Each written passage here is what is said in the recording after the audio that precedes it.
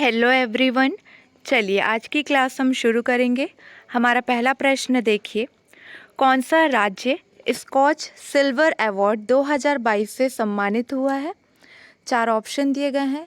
ये क्वेश्चन बहुत इम्पॉर्टेंट है। सही जवाब है ऑप्शन 2 छत्तीसगढ़।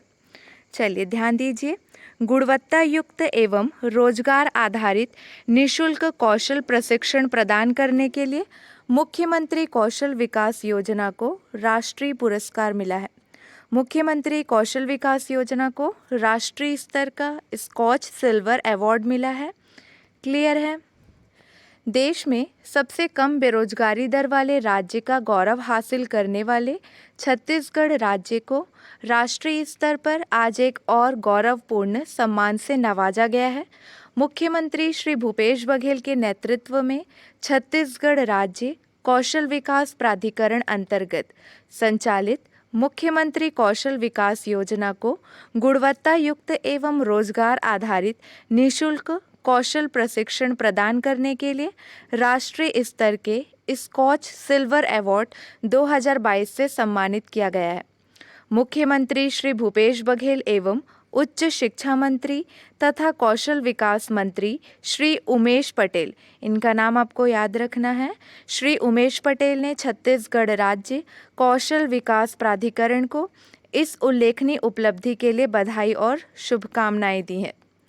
अगला प्रश्न है, रायपुर में कब से कब तक राष्ट्रीय आदिवासी नृत्य महोत्सव का आयोजन किया जा रहा है। 4 ऑप्शन दिए गए हैं। सही जवाब है ऑप्शन 2 1 नवंबर से 3 नवंबर तक आयोजन किया जा रहा है। क्लियर है। छत्तीसगढ़ में तीसरी बार राष्ट्रीय आदिवासी नृत्य महोत्सव का आयोजन किया जा रहा है। कितने बार? तीसरी बार है। ठीक है।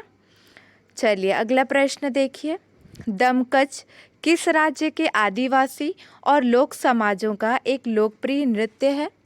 ध्यान देंगे, दमकच जो है झारखंड का लोकप्रिय नृत्य है। ठीक है। दमकच झारखंड राज्य के आदिवासी और लोक समाजों का एक लोकप्रिय नृत्य है। अगला प्रश्न है, हुल्की नृत्य किस राज्य के आदिवासी का पारंपरिक नृत्य है। 4 ऑप्शन दिए गए हैं। सही जवाब है हमारा छत्तीसगढ़। चलिए ध्यान दीजिए, हुल्की नृत्य बस्तर के कोंडागांव और नारायणपुर जिले में निवास करने वाली मुरिया जनजाति का पारंपरिक नृत्य है। इसमें स्त्री पुरुष दोनों ही सम्मिलित होते हैं।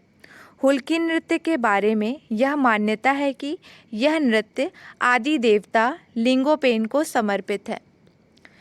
चलिए अगला प्रश्न देखिए, विश्व की सबसे ऊंची 369 फीट की शिव प्रतिमा कहाँ बनकर तैयार हुई है।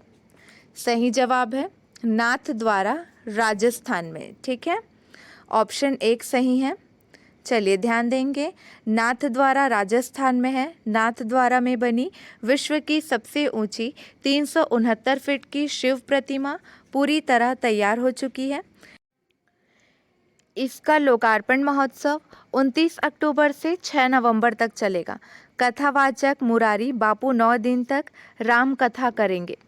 अगला प्रश्न है, पौने 4 वर्षों में प्रदेशवासियों को कितने जिले मिले हैं। ये प्रश्न हमने पहले की क्लास में भी देखा है। सही जवाब है 6।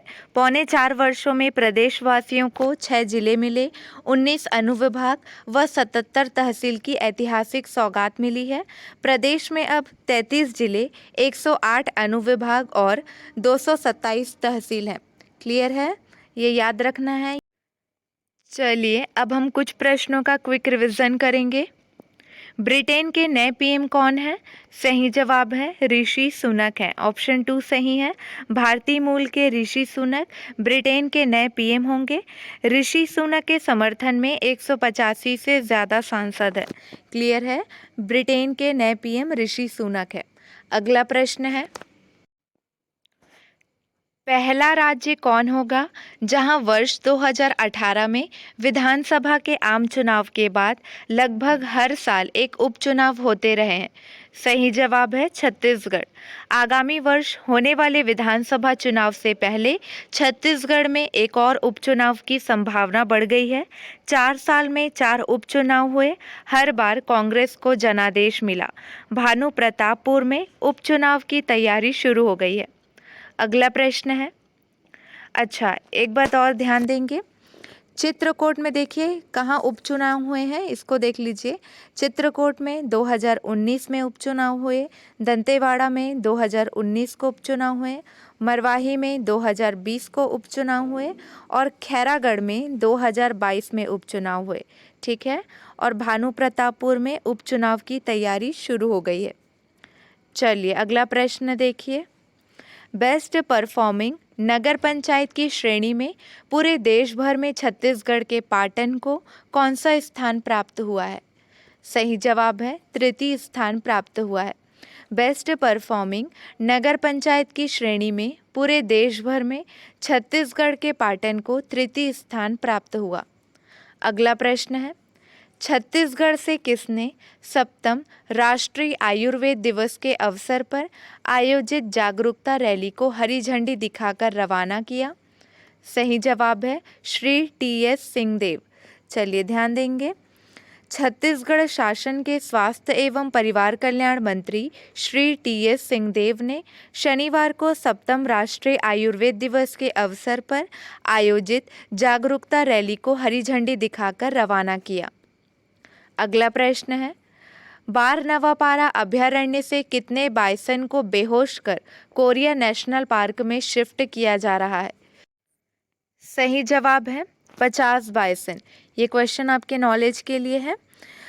बारनवापारा अभयारण्य से 50 से ज़्यादा गौर बाइसन को गुरु घासीदास राष्ट्रीय उद्यान कोरिया में शिफ्ट कर वहीं उनकी जनसंख्या को बढ़ाने का प्लान है।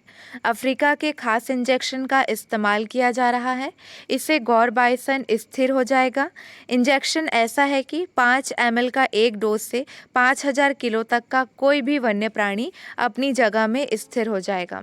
ठीक है, चलिए आपके लिए 2 प्रश्न हैं, इसका सही जवाब आपको कमेंट सेक्शन में देना है। किस क्षेत्र में पहले सरकारी अंग्रेजी माध्यम कॉलेज का उद्घाटन किया गया है? अगला प्रश्न है, दुनिया भर में ग्रामीण महिलाओं का अंतर्राष्ट्रीय दिवस कब मनाया जाता है? आज के लिए बस इतना ही।